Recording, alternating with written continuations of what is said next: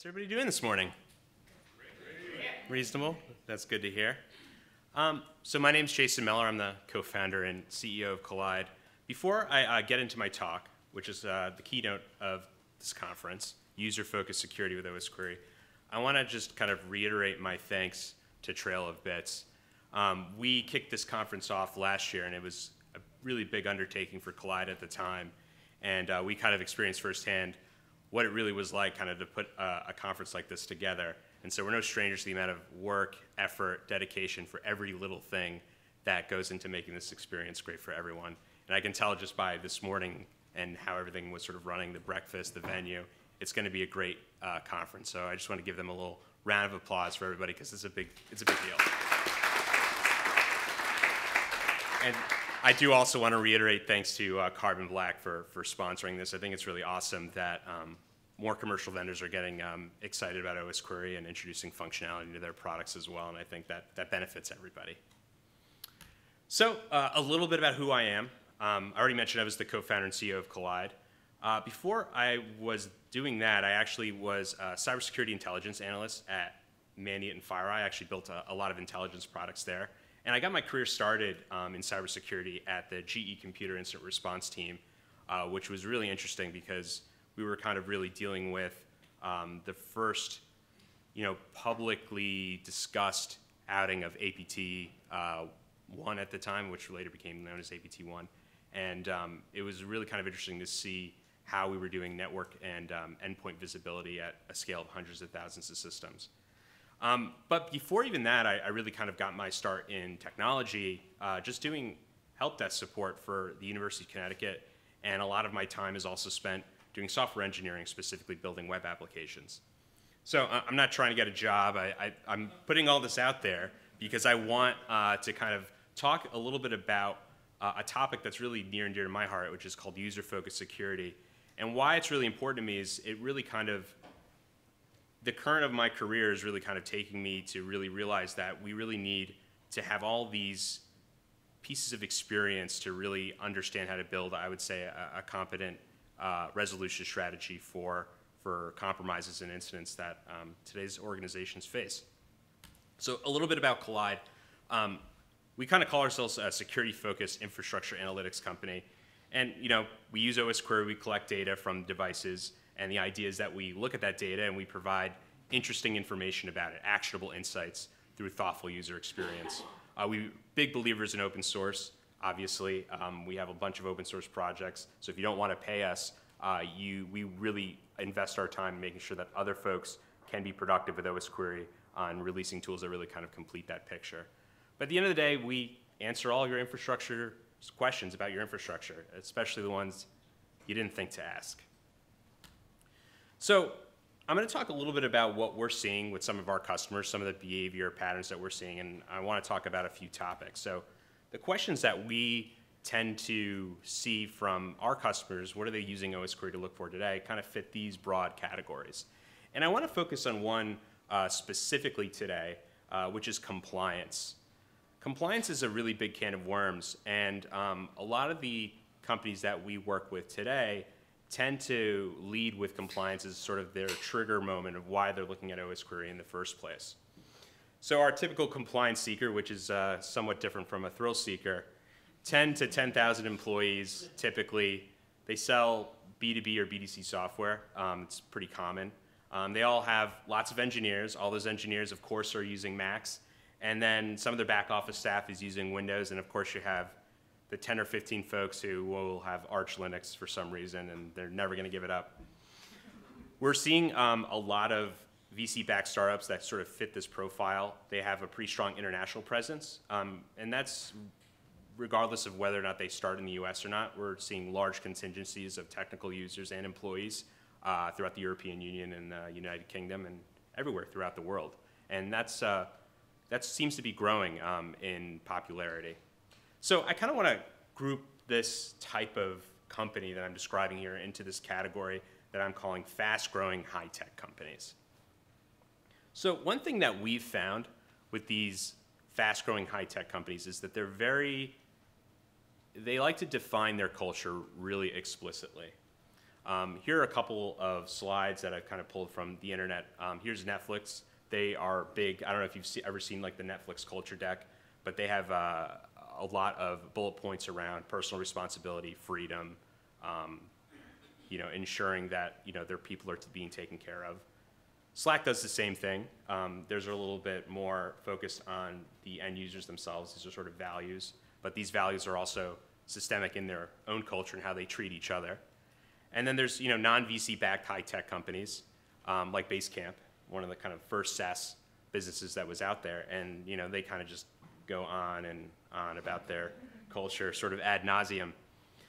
And they all kind of hit these key themes. And one thing I wanted to do really quickly was just sort of go over how these sort of cultures came to be, and let's understand them a little bit better, and let's see how that can sort of inform a new security model. So a lot of the inspiration around these cultures that I've just discussed actually originate at Lockheed Martin, Skunkworks. A lot of you've probably heard of it, sort of pioneered by Kelly Johnson. They still are the R&D engineering core for advanced aircrafts. And they're responsible for some of the most sophisticated aircrafts that the US military has ever utilized in missions, like the U-2 spy plane and a ton of other aircraft that is just really exciting. But what they're sort of known for in the technology community is they were sort of the ones that formalized and some would say even invented the concept of rapid prototyping. They empowered their engineers to be able to sit down, make bad and good decisions, and get to something really quickly so that they could vet ideas versus endlessly discussing the requirements. Kelly really kind of codified all of these sort of ideas into what he calls his 14 rules. Not all of them are relevant, like some of them are like related to shall receive funding like at an appropriate time or whatever. But a lot of them really apply to the teams that we have today. You might recognize some of the sort of the cultural values. So I've summarized some of the key points here. One of the key values that Kelly had was a timely wrong decision is better than no decision. So he was constantly pressing his engineers and his staff to make decisions even if they didn't have 100% certainty over the conclusion of what that decision would bring, because indecision was a killer. It would kill velocity. This one is really important. Go with the decision of the engineer in situ. The engineer sitting at the table in front of the aircraft that's actually there with the wrench over the non-present authority. If something actually came up and someone had to make a judgment call on what to do so that they could meet their timeline, let's go with the person who has the butt in the seat versus calling up someone who's going to be woken up at 3 in the morning and it's going to refer to some architectural document that or schematic that they wrote 3 months ago that may have no relevance to the situation. This was huge. It doesn't sound like this is very controversial, but at the time, this was a massive change in thinking and how engineering was supposed to be done. There needed to be mutual trust between the people doing the work and the benefactors of the work, the people that benefited from the work and the people that were financing it. And this was not something that was always implied. They sort of kept each other at arm's length with requirements and formal update documents. And this was the first time where everybody could relax and just sort of trust that everybody was there to do the right thing. So a lot of tech cultures today adopt a lot of these principles. If you've ever been an engineer at one of these companies, you're often kind of given similar guidance. Personal responsibility, get the job done. It's not, a problem here isn't anyone else's problem, it's your problem to solve. And with that comes, the freedom, but the responsibility of doing the right thing. And generally, it's a great culture to have. You can be in a position where you essentially have control over your own destiny and you can do a good job. So a lot of these companies, they adopt this culture, but then they face their first real obstacle in the line of doing business. And that's the dreaded vendor security assessment. Weighing in at 10,000 Excel spreadsheet questions with 5-character limits on the responses, this thing topples even the most skilled security expert. These things really are a pain in the butt for any vendor. There's a lot of vendors in the room here, and they're probably not shocked to see this. Is probably one of the many. The screenshot actually comes from one of the many vendor security assessments that we fill out at Kolide. And they tend to cover a lot of cover a lot of ground. They definitely cover device security. Little things like disk encryption, turning off high-risk features, which if you inspect that a little bit, it turns out to be all of them are high risk. Customer data security is very important. No customer data on devices, no unencrypted credentials, pretty common stuff.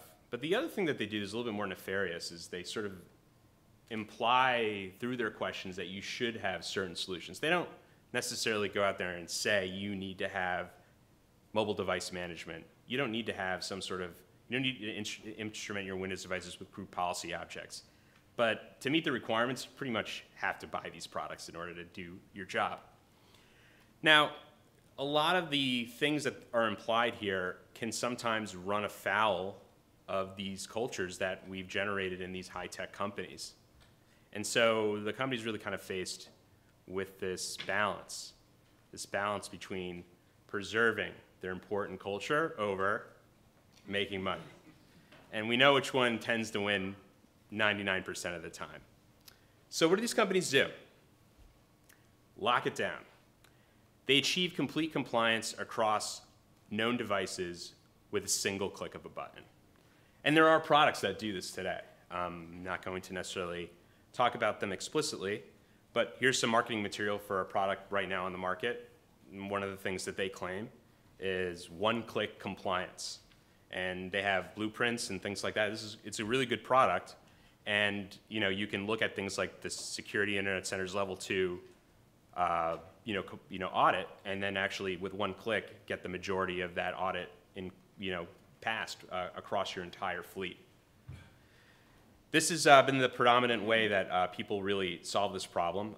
This is a nicer product. Usually you need to buy 2 or 3, and you then need to buy additional products on top of those to kind of manage those products. The unfortunate reality is once you start deploying this, is you kind of get this type of situation, especially with your most productive staff.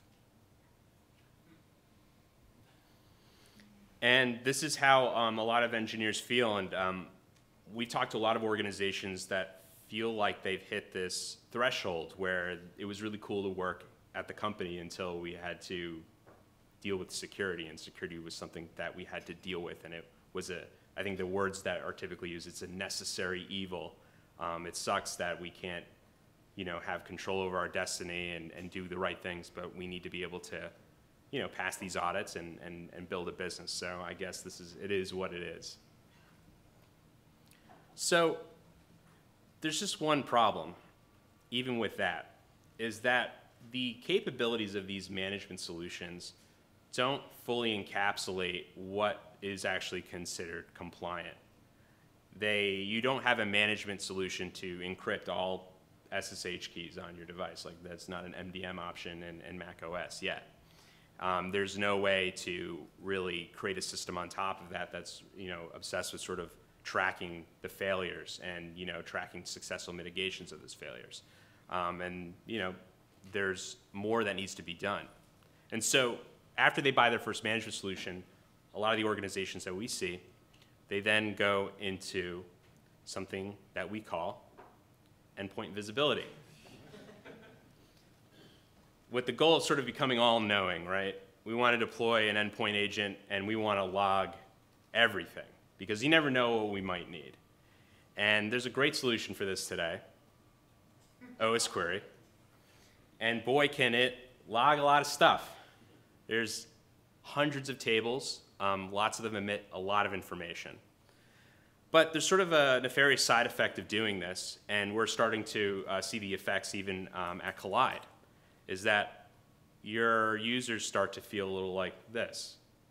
They feel as though that they're never sure how they're being watched, when they're being watched, what level of surveillance is really there. And there's a true hidden cost that I want to talk a little bit about as a result of sort of deploying these heavy surveillance solutions. So the hidden cost is, sure, you're compliant, and I use compliant in scare quotes because you really have to still do more even on top of those two things. But at what cost? Here's sort of what you're saying when you go with this sort of 1-2 punch. You're sort of signaling to your employees you no longer trust them to manage their devices. You're blocking your most productive staff from getting work done, and you're pushing your employees to do their work on personal devices. A lot of people think, oh, it's not my employees, they would never. But one of the things that we're adept at detecting is, at Kolide is this sort of scenario actually happening. And you'd be surprised at how many folks, especially your most productive engineers, will do their work at any cost, and that requires potentially leaving the confines of the devices that you've provided to them. Here's an example. This is an example that came up when I was talking to a few of our customers. We had one engineer, and they had an Apple, they had a Mac, and the firewall was managed. So it was turned on, and when they would go to the settings to turn it off, there was no way for them to do that. Pretty standard. They also had Docker on their machine. And after the firewall management rolled out, they couldn't connect to their Docker daemon anymore, and they couldn't do their work on Docker. So they immediately went to turn off their firewall, and it was locked down. So then they started obsessing about the fact that they couldn't turn off the firewall. They Googled for 2 or 3 hours how to override the MDM capabilities of Mac OS to achieve that. And then they gave up, and then they sent a ticket to tech support. The next day, tech support granted an exemption. They went into a Apple MDM product to unblock the firewall for them. It's now almost 24 hours since their initial problem. Firewall's off, still can't connect to Docker. Turns out that the firewall wasn't the problem at all. It was a change that he made earlier that day that actually caused his Docker daemon issue. But because he was so concerned about not being able to vet this one avenue where the problem might be, he obsessed over it for over a day. Multiple people had to get involved, and no work was accomplished. This type of scenario happening thousands of times in your organization, this is the true hidden cost of locking down devices. And the cost of the surveillance is them eventually moving off those devices, not using them when they're supposed to be using them, and missing out on opportunities for them to maybe get a little work done in the evening when they want to, because they're using it for personal reasons and that they're not using it anymore. So there's hidden costs here, and they add up, especially with tech-heavy organizations, the ones that we're talking about. So there's got to be another way. Why don't we design a new system around the values of our organization? So let's kind of generate some values, and I say our organization, our high-tech org. What are our values? So we care about transparency, accountability. We really care about the education and personal growth of our employees. We want to give them the personal responsibility, but also the awesome responsibility of being able to kind of decide what's important at that moment. But we have some stringent requirements. We have, we have to keep our customers' data secure. We have to protect our intellectual property. And we need to pass these required audits. And we need to now design a system that, safeguards our values, but also meets our requirements. So what would the traits of this type of system actually look like? Let's kind of go over some of the things that we think lead to satisfying the requirements while preserving the values. The first is user education over enforcement. We think that this is a major change of thinking where you're suddenly creating the expectation that users need to understand why their devices are managed in the way that they are, or why we're looking at certain things to their device, and actually teaching them how to resolve the problems that we find. Another thing is just trust. How can we trust staff, communicate to them what is the right thing to do, but also verify that they did it, and potentially create consequences for not doing it? How do we respect their personal privacy and in a way that's credible to them that they can actually validate as true? And how do we also respect the privacy of their loved ones? These devices become hubs of our personal data, whether we like it or not. And more of the same, how do we explain the what and the why of why we're doing these things? How do we create rationale that users can understand and respect and sort of respond to. These key system traits lead to a term that we are really excited to be helping define, which is user-focused security. Now, this isn't a new term. The first time I ever saw it was in 2017 when the security team at Netflix talked about a new product or a new open source project, Stethoscope, that they created. And this is how they define user-focused security. It acknowledges that attacks against corporate users, phishing and malware, are the primary mechanism leading to security incidents and data breaches. And it's one of the core principles driving our approach to corporate information security. And it's also, and this is so important, reflective of our philosophy that tools are only effective when they consider the true context of people's work. So they fundamentally reject the model where the security team has the right to just sort of take priority over that person's day, force a restart, force the compliance here. It's all about communicating the needs and giving their employees the responsibility and the freedom to follow them when necessary, which is a big deal. It's just as crazy sounding as Kelly Johnson's sort of rules were in the 70s and 80s. So let's generate some technical requirements for this new system. So here are our traits from before. These are the same ones. So how can we create some technical requirements? How can we build a system that sort of helps us create and achieve these traits? So we know we're going to need accurate information about devices and people. And I emphasize the word accurate. Having inaccurate information completely destroys the entire foundation of this system. If you can't communicate where you're at to yourselves, you certainly can't do it to your end users. The second most important thing is an actionable communication medium to reach users. And I stress the word actionable. There are a lot of ways that you can reach out to your staff, but most of them aren't actionable, and we'll talk a little bit more about what that means. You need to define rationale around endpoint collection that is visible to end users. And this just takes rolling up your sleeves and doing a lot of hard work and challenging the assumptions that you have in your organizations about why you collect the data that you collect. A lot of people aren't doing that because they're not being challenged to do so. And of course, you need a system to measure compliance and to document remediation so that you can pass those audits. So those are, I think, some of the high-level technical requirements. So let's kind of dive into a few of them and kind of see where they go. So I want to focus mostly on these first two because the bottom two are really custom engineering exercises.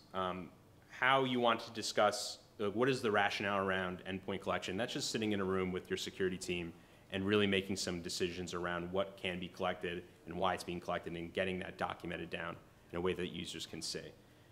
And the system to measure compliance and document remediation, this is a web server, and it needs to be able to communicate with the system. So these are 2 points that are kind of out of scope for this talk, but I think the more interesting parts are the top 2, because we can rely on existing solutions to meet these requirements that you may have today. So let's start with the first one, and I think we kind of know where this is going, because this is QueryCon. We need accurate information about devices and people. So OS Query seems to be the obvious choice. It's multi-platform, it's open source, so it has that sort of built-in transparency. There's a lot of useful data that's actually relevant to our mission. It's written in C++, so it's got to be fast, right? Well, there's a couple of issues, even with something as great as OS Query. It's very easy for a novice to absolutely wreck the performance of systems with too many expensive queries. There's a watchdog, there's a lot of guardrails, but it's still very possible and in fact common. When we created live query capabilities in our product, we saw many customers creating queries outside of those guardrails that would impact system performance pretty significantly. And so we need to really take that in mind, because preserving not only the performance of the device, preserving the performance of the device should be really important to us if we care about the productivity of our users. Data accuracy is actually sometimes a problem. And this is actually more so the case today than it was, I'd say, even last year, with Osquery sort of defraying and sort of its engineering efforts as of late. There is just some information that's wrong in Osquery today. A good example of this is recently we had a number of customers that complained that we were misreporting on the encryption status of SSH keys. It turned out that most people moved on to a new type of encrypted SSH key that Osquery just didn't understand how to read. There's countless other examples of this type of drift that's sort of naturally occurs as operating systems change and standards change over time. And it's very important that we provide accurate data and we find where these leaks occur. As I mentioned earlier, Osquery is capable of collecting a lot of personal data, and that's out of scope for our needs. Fritz Eifert Miller of Kolide is actually going to be talking a little bit about one table, MD-Find, which is based off of Spotlight, and he'll be kind of talking a little bit about its capabilities, and you'll see in that talk how much information is accessible. Luckily with 10.15, Catalina, a lot of this has been mitigated, but this is still something that we need to be cognizant of as we build out our system. Osquery by default doesn't really provide users a good way to know that actually Osquery is there unless they're opening up Activity Monitor. There's no like user present thing that says, that sort of just signals, I'm installed, I'm Osquery, here I am, you know, here to save the day. It's usually mostly a silent installation, and users don't recognize that it's installed at all until they open up Activity Monitor for the first time because their machine is running slow, and they see Osquery D at the top sort of spinning like a top. So I think it's important to kind of mitigate that issue as well. So we looked at a lot of other solutions. We try not to take for granted that Kolide always has to use Osquery, and there are a number of other solutions out there for gathering metrics around what's happening on a device. But we still found that Osquery was the best. And these cons were real, but we felt, though, that they could be mitigated. So ideally, let's try to take Osquery and build it up in a way that allows us to actually use it for this purpose. So let's talk a little bit about the mitigations. So 3 mitigations I want to talk about. The first being Kolide Launcher. So Kolide Launcher is an open source project that Kolide created over a year ago now. And essentially it's an open source Osquery manager, and like its namesake sort of implies, it launches Osquery and extends its functionality. It has some niceties around building, one-click install packages. It has auto update capabilities, additional transport protocols for kind of making things a little bit easier. And most importantly, it actually allows us to extend Osquery's capabilities and add new virtual tables that can help us fix a lot of the data quality issues that are there. Our hope is once sort of the Osquery community sort of reconvenes, which I believe is imminent, we can kind of backport a lot of these patches over there. But there are some things that we need to collect for user-focused security that fall out of scope of Osquery's mission statement and its technical recommendations. A good example of this is MDM enrollment status. This is not something that you can collect by hitting a private API in Objective-C. You need to shell out to a binary that has the privilege access necessary to obtain that status. Osquery is not allowed to shell out to binaries. It's explicitly forbidden in its charter. So these are the types of things where, when it makes sense, we can do those types of things to get the information that we need to provide the status, so that we can provide a check. Say, you need to be enrolled in MDM at this level on these devices, and here are the devices you're not enrolled on. The other thing that is sort of not a mitigation to fix Osquery itself, but to kind of just fix the problem it creates, is adding necessary context. So this is something that we can do on our server side, and this is something that I implore everybody who's using Osquery to do today, is figure out ways to integrate external sources of information. Many people are already running some sort of MDM solution. They have Jamf, or they have Slack, or they have G Suite. User-focused security is all based on the people behind the devices. So it's really important to get context around who those people are, what are their roles in the organization, why are they doing the things they're doing, should they be on GitHub, should they have access to these source code repository. Do they have two-factor enabled on G Suite? These are things that we want to reach out to our users about that fall outside of the scope of Osquery's capabilities, and rightfully so. We don't want Osquery connecting to our SaaS apps and enumerating details about them. But that context is really important so that we don't emit false positives and we can give our end users and ourselves a complete picture of everything that's going on. The last one is huge, auditing and visibility. A lot of folks really, they may trust the security team today, but their biggest concern is not the security team today that is 4 people deep and they went out for beers with 3 times last week. It's the 3 people that are going to be hired next year and the 20 people that are going to be hired the year after. What are they going to be able to do with these access that I've granted to the device that I'm using to do my work? How can we introduce auditing capabilities and visibility into what is being collected in a way that users find accessible and it's not intrusive and it's easy to find? So this is something that we also build in the back end of our systems and we believe is necessary to kind of mitigate a lot of the problems Osquery has with user-focused security. So that's accurate device information. That's sort of the first thing on our checklist. And with these mitigations, we can kind of say, check to that, and we're good to go. So what's the next thing? And this one is the thing I'm most excited to share, what we've learned.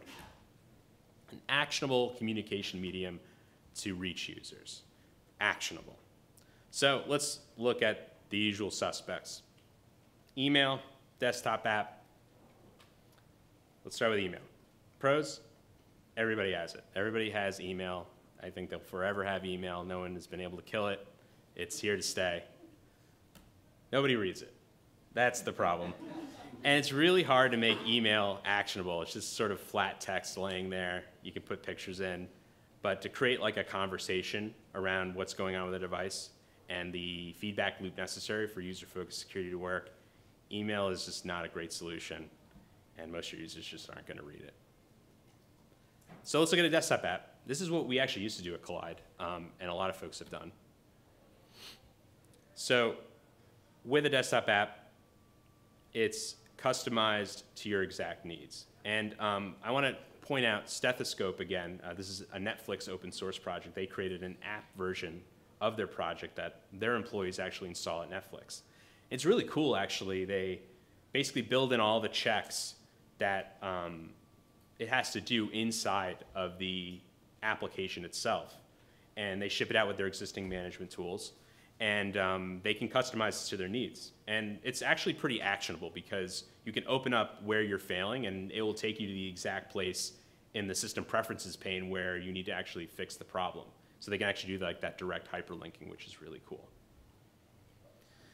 Problems with this is it does require installation.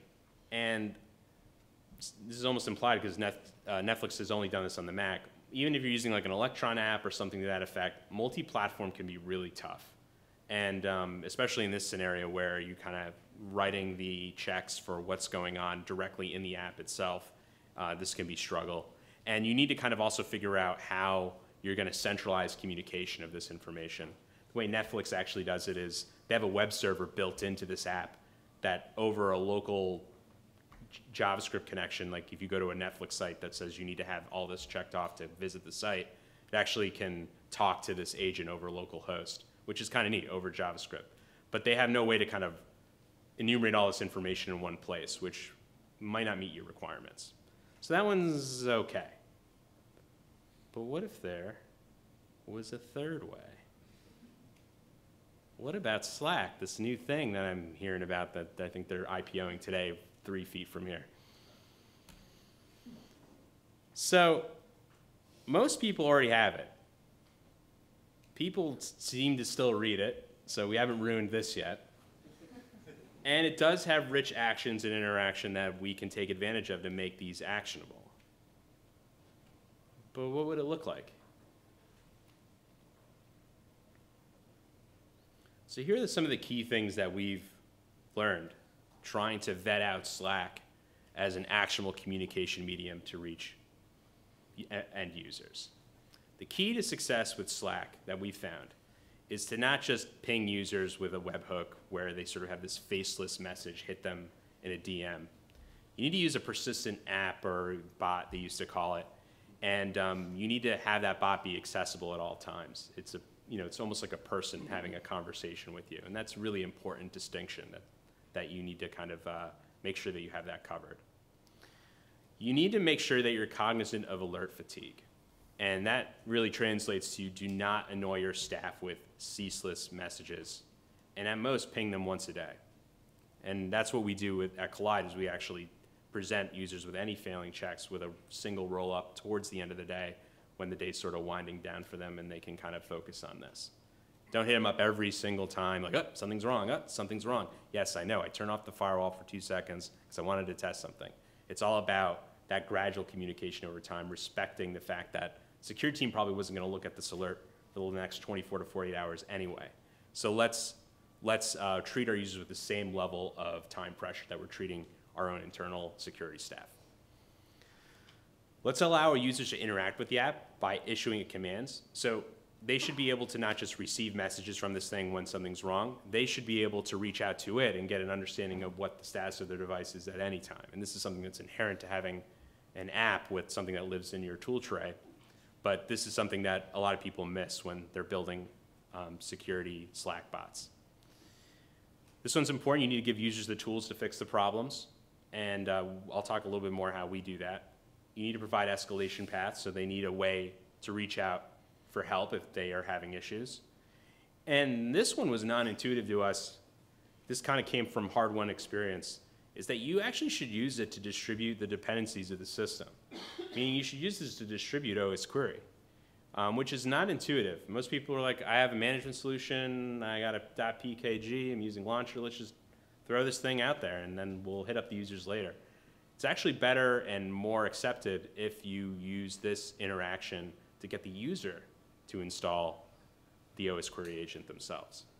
So I have a little animated GIF here. I'm not sure how well it's going to play on the screen, but it kind of shows the overall workflow, and I'll kind of break this down slide by slide, but you can kind of see how it works. And I tweeted about this like a month or so ago.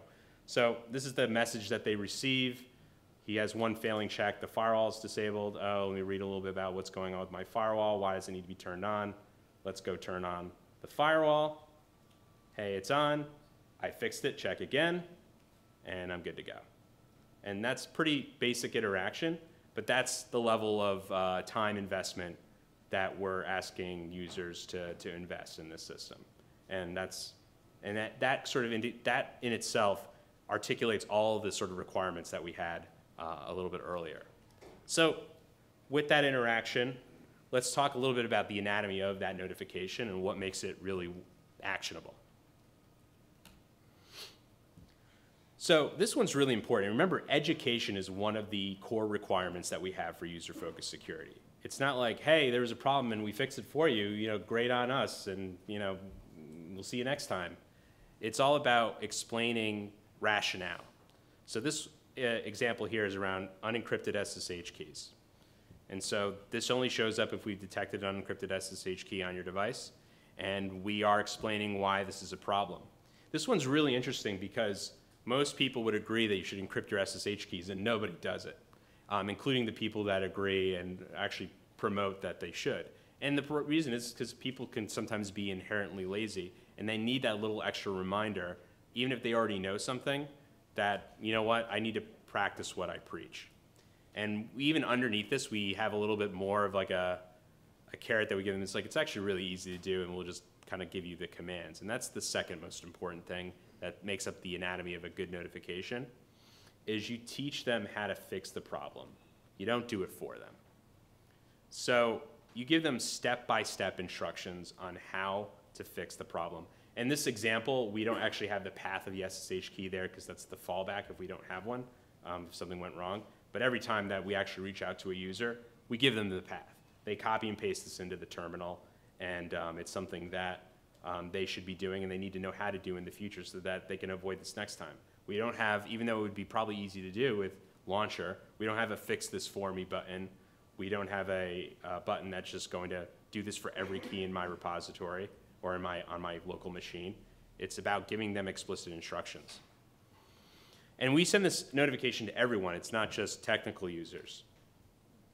So one of the key things that we do, and this was also hard-won knowledge, was that you need to test the messages with non-technical users so you can sort of reduce your biases when you're writing them. This one came out because we had a number of people reach out to us who had unencrypted SSH keys. Someone helped them create SSH keys because they needed to push to GitHub one time because that's where their content management system requires them to push markdown files.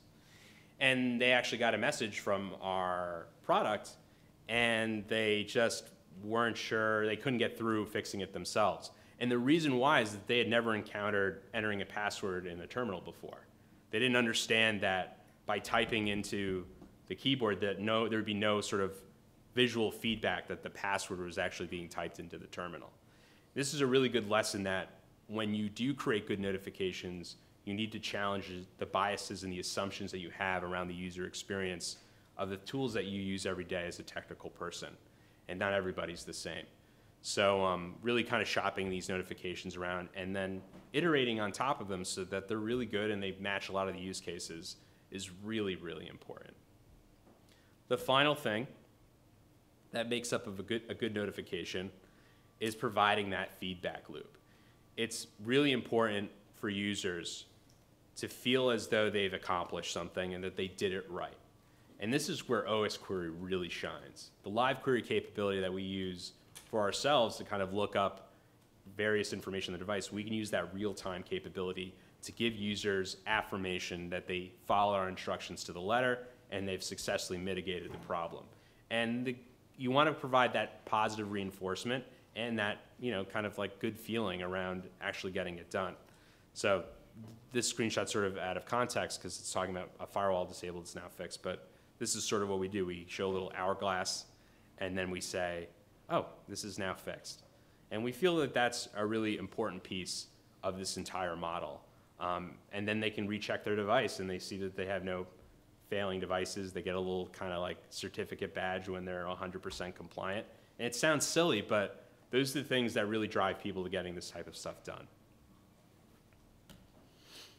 I talked a little bit about having the Slack message distribute the dependencies. And this is something that we also learned through sort of hard-won experience, working on a user-focused security product. A lot of folks were suddenly surprised that they were getting these messages because we assumed that organizations sort of rolling this out would inform their users beforehand that they were rolling out a system that would be reaching out to them in this way. And they had every intention of doing that, but things come up. We need to roll this out tomorrow, gets rolled out a day early, and then suddenly all this stuff is happening, and everybody kind of feels out of control. So the way that you can solve that and really introduce people to the system is to actually get them to install the agent and then push it out to the folks that just aren't going to be bothered to do it. So my recommendation is to kind of create a dual system where an administrator can kind of track who has been onboarded explicitly by the Slack bot, and then also track in a second sort of percentage who's actually installed the agent. This is really cool. It has an ancillary benefit because if you enumerate all of your Slack users in your organization, you'll often find that you have holes in your management toolkit, that you actually have devices that, you have Slack users that don't have any managed devices in your MDM or your other sort of management capabilities, and this is a great way of flushing those out as well. So the way that this works is the app should introduce itself to the user, and then it should give them, and this is why Slack is so great, and it gives these interactive experiences. We can just have them pick their platform. There's Debian, RPM, there's Windows, MSIs, .pkgs for Mac, and they can pick their little platform. They get a link that expires after 5 minutes, and then we automatically associate them with their device. That's using a launcher table that we created that just reads your Slack configuration and can do that user-to-device association. Very easy to do. Then, as soon as that association happens, we can reach out to the user and, hey, here's your device. And then finally, we can teach them how to use the system and actually have them type the device command, see where they are from a checks perspective. And then if they're failing any checks, they can deal with them right then. Or if they don't deal with them right then, they'll get that ping later that day, and they'll expect and understand why they're getting it. So this is critical, and we think it's a great way to kick off this entire process. So maybe the skeptical side of you is thinking, I know my users. Maybe this will work, but I'm not quite sure. And you certainly would be right. There's a lot of users that will not respond to user-focused security. And I want to talk a little bit about some of the strategies for the stubborn that you might be inclined to reach for when this user-focused strategy isn't quite working. And then I want to talk about some of the strategies that we are experimenting with right now that still kind of keep the spirit and the letter of user-focused security in mind, but actually help you get over that hump of the last 10 to 15% of folks who still have unencrypted SSH keys, or they have, whatever various checks that they're failing. So one thing that you don't want to do is you don't want to create excessive alerting, intrusive alerting solutions. Like, you don't want to double down on user-focused security in a way where you get more and more frantic and annoying and sort of just ramp up the frequency and the amount of messages these folks are receiving. This has been sort of the tried and true way that a lot of folks who don't want to enforce things, they just create more and more intrusive alerting or nudge screens that really get people to force them to listen. Some of them have like countdown timers, like if you do not comply, we're just going to restart your computer in T-minus 3 seconds or whatever, right when you're in the middle of writing code. I'm not a big fan of these, and the reason why is that we've seen that they have massive diminishing returns. If people aren't responding to the Slack app, which is a very actionable message, it's very unlikely if you pop these sort of windows in their face, they'll be in a position where this is going to get them. This might get maybe of that 10%, 2 to 3% more of them. But the issue is that you tend to roll these out to everyone, not just the folks who are the problem. And it's really kind of hard to differentiate those populations because the tools are sort of incompatible. So we recommend against this because this can be a little bit of a slippery slope. And there are 2 tools that I kind of picture here that kind of encourage this. And they work for the organizations that have employed them. But I don't think they're quite compatible with the user-focused security model that I'm describing. So here's some strategies that we're working on. I wish I had better data for you, but this is sort of a new thing for Kolide as well. So I want to just talk about them. And then this is a presentation that I'm sort of polishing up and I'm going to be working on throughout the year. And my hope is to really have really good data points to kind of back up a lot of the claims that I have, especially around this particular piece. So one of the things that we're experimenting with is locking out folks who do not listen to the messages and are constantly in a state of insecure by actually integrating with IDPs or smart proxies and actually revoking access to sensitive data in apps. If the user's not making an effort, let's mitigate that risk by essentially preventing them from accessing the core tools that create that risk in the first place. The second strategy, and we're working on doing this solely through integrations, is by allowing users to kind of mark certain devices as manageable or in a specific management group across the various management solutions that they have, so that we can actually shift strategies and go with a fully managed lock-it-down strategy for those users, sort of giving up the privilege of having the ability to control their own destiny because they're not living up to their responsibility. This last one is really strange, but we have a feeling that it might work for some organizations, although it's a little bit weird. It's kind of giving these users a publicly visible scarlet letter. And the idea here is that using Slack has status messages. The idea would be to actually give them some sort of status indicator that would indicate to other folks that they are insecure, that they are not passing their required checks. And we think that this can be actually extremely effective for people who are at least capable of feeling some level of shame across their peers. This wasn't our idea. This is actually a few customers that we're working with today wanted to try this out. So we have sort of their explicit permission to kind of work on this particular feature, and we're trying to figure out the right way of doing this responsibly because we don't want people to feel bullied by the systems that we create. But at the same time, we think that there's going to be a multi-strategic approach for getting people to actually be secure, because at the end of the day, that's the requirement that we have, and we need to be able to really enforce a lot of these things that we're required to do to sell the products that we build.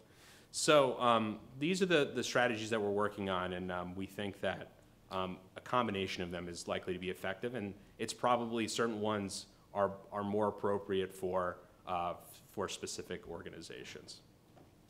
A couple closing thoughts on user-focused security. Let's kind of wrap things up, and then we'll have a little time for questions. I think the key for user-focused security in our experience is you need to have that right foundational culture, one that encourages personal responsibility. You can't invent that after rolling this out.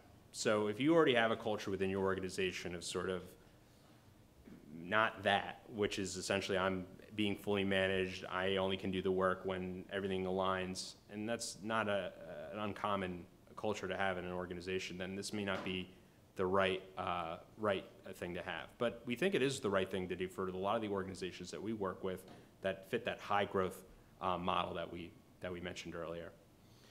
The other thing that I really want everybody to kind of take away from this is to challenge the biases that you have around management and surveillance. A lot of these biases and sort of instincts that you might have today were kind of created in an era where, you know, vast majority of users didn't even understand how to use their computers at a basic level. The term cybersecurity felt foreign and unclear. But things have changed, especially with the companies that I'm talking about. Your end users are a little bit more savvy than I think we give them credit for.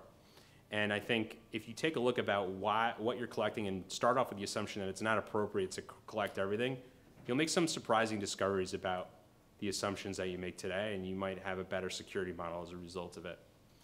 The last thing, but certainly not least, is I think it's really important to involve users in important matters of the company, and that includes security and compliance. I think getting everybody to feel like they're a part of that solution, it pays dividends down the road when you need them to be a part of other important things that are happening in the company. And you know, this kind of attitude of it's not my job can kind of go away. And this is, user-focused security tends to pay dividends on the road in terms of overall employee happiness and people feeling, you know, a part of the culture that's actually driving progress in the organization itself. So definitely things to keep in mind, and I hope that you take away from this presentation for the folks who are out there looking to build a user-focused security model. Some additional reading that you may want to take a look at. I wrote a blog post sort of kicking off the product that we sell, but there's a lot of open source and writings around this. I mentioned multiple times Netflix Skunkworks project, the Stethoscope app. We really think that this was a major inspiration for why we decided to go down this road. It was provided an initial validation for us that this can work at a company as large as Netflix. It should be able to work for our customers as well. So definitely take a look at that app that I mentioned and keep in mind some of the cautionary things that I mentioned as part of the learnings that we had when we did our own Electron-based app. There's a really good blog post by Jeff Belknap, who's the CSO of Slack, how he talks about how he handles security at Slack. And they have another blog post that I'll put that's below that talks about Security Bot. This is a Slack bot that actually reaches out to end users to validate alerts that they're seeing in their SIM. Hey, did you run this command? Did you run this process? Are you using this application? And they can acknowledge that, and that'll actually have an influence of how those alerts are being prioritized. That was also sort of like a point of inspiration for us, and I think they're doing a lot of interesting things there that sort of fit this model that I think everybody should take a look at. I would be a bad boss if I didn't talk about my coworkers' talks for tomorrow, and I think both of them are really relevant because they get into some of the nuts and bolts around Osquery as it relates to user-focused security. I mentioned Fritz earlier. He's talking about macOS Spotlight and how we use it at Kolide to prevent data breaches, but also in that talks a little bit about some of the privacy pitfalls of Spotlight itself, and luckily some of those are mitigated with 10.15 Catalina. And then Seth from our SRE at Kolide is going to be talking in depth about how we do our packaging. And this is super important for user-focused security because you need to have really easy to install packages for your end users that they can just download, double click, and they're not prompted with security warnings or anything. It just works. So he'll be talking a little bit of how we've accomplished that at Kolide and how we do it at scale in real time with the people that are actually signing up for our product, which a lot of those learnings and a lot of the code that we use to do that has been open source. So those are 2 talks tomorrow that you should absolutely stick around for. And with that, that's my talk for today. Hopefully you found it somewhat educational and got some takeaways from this, and I thank you for your attention and time. Thanks, everybody.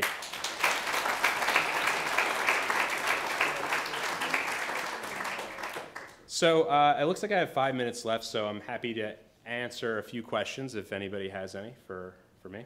Yes? So you talked about communicating with the users what you're collecting. Do you think it's important to let them see the exact data you've collected, especially if your threat profile includes inside the threat? Yes. So the question was, we believe it's important to, in spirit of being transparent about what we're collecting, to actually show users explicitly what we're collecting?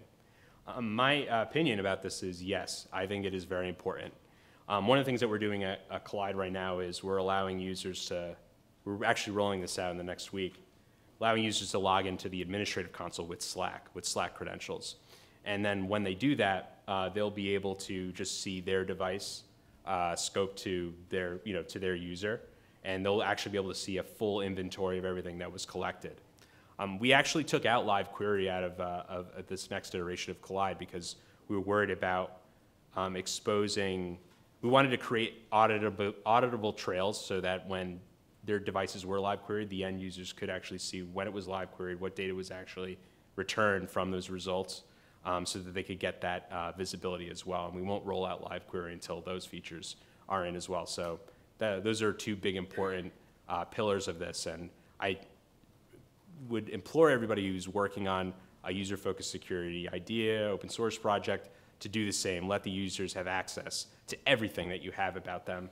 And that way they can understand, get a clear understanding of what's collected, but what's more importantly, what's not collected, like browser history, important information that they might be concerned about the administrators having access to. Good question. Any other questions? Yes? Do you have any plans to port the Slack bot to Google Chat or other chat? Yeah, so we definitely want to support more than just Slack in our product. And obviously, if you're building your own user-focused security solution, you should go with the chat platform that you're using in your organization.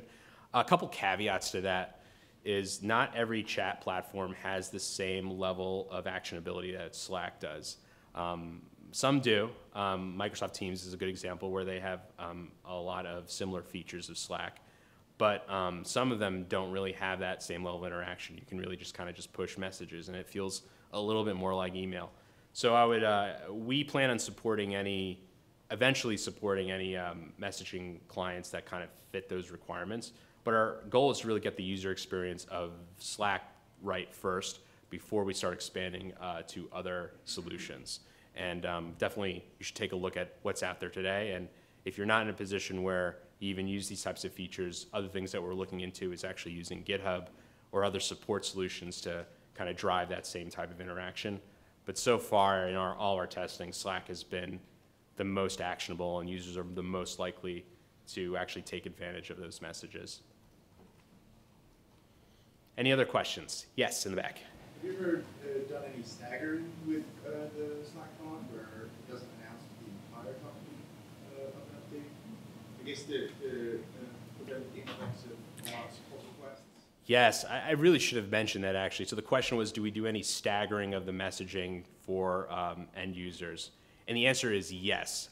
We splay when we reach out to users over, initially it was over just a 1-hour period. And now we've moved it over to a 4-hour period in the afternoon in their local time. So that's also important, is you don't want to message people when they are sound asleep. You know, we have to keep in mind of everybody's time zones. But we also don't want to create an influx of people who are escalating to support when they are confused by the message. So it is really important to splay those messages out and not worry about creating necessarily an exact time frame that the users can expect the message, but giving them some guidance, and that it'll happen sometime in the afternoon. And that actually makes them a little bit more actionable in our experience too. The uncertainty of when it will arrive can change up the context of when the user sees the message and can change up how likely they are to actually respond to it. Great question. Got one more. Do you have a tip or two of how to move to this kind of environment from something that might be more of a least privilege or use it or lose it situation? I think there's two challenges there. One is of technology and the other is culture. And I think in my experience at GE, it was always the culture side of this problem that ended up being the longest to take care of. And so if you're using kind of like that existing model, I would focus on first getting the buy-in necessary around the principles of this solution. And then I would then do kind of like a build versus buy analysis. There's products on the market that are doing this today. Some of them are doing it in some, kind of half of the features are user focused and the other are managed. And some of them are just more classic kind of device endpoint detection and response solutions. So I would definitely do kind of like a build versus buy. You can definitely build this yourself. There's a lot of open source capabilities out there, and something like Stethoscope is great. And then obviously there's commercial solutions available if you kind of want something a little bit more turnkey. But I think getting your staff on board with the principles first is the first step over starting to test the technology, because the technology is actually very simplistic. Obviously we showed it in a 10-second GIF, the entire process pretty much end to end. So it's not much to understand. It's more about creating the culture and the communication necessary for people to buy into it. All right, guys, thank you so much, and really appreciate that you're here, and I hope you enjoy the awesome conference in front of you. Take care.